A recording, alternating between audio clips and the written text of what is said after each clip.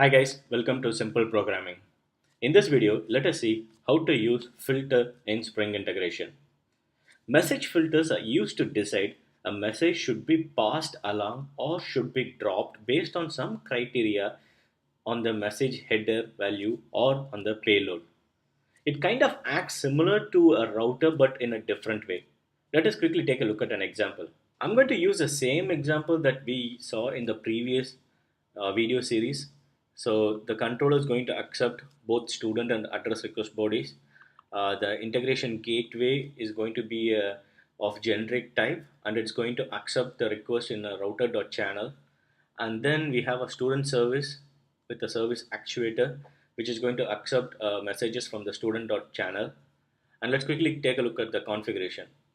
In the configuration, I have a message channel and there is only one bean which is for message filter. That is, when a request comes in into the integration channels dot process method, it goes to the router dot channel. And once it goes to the router dot channel, it is then observed by this filter method. So this filter method, what it does is like it filters the message depending upon the criteria present in the payload or in the header. In this case, I'm going to check whether the payload is of instance student.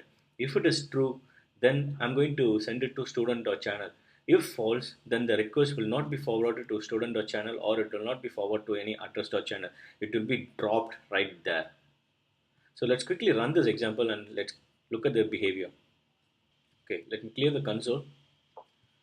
So let's go and fire this student object first. So here's my student object and I'm going to click on send.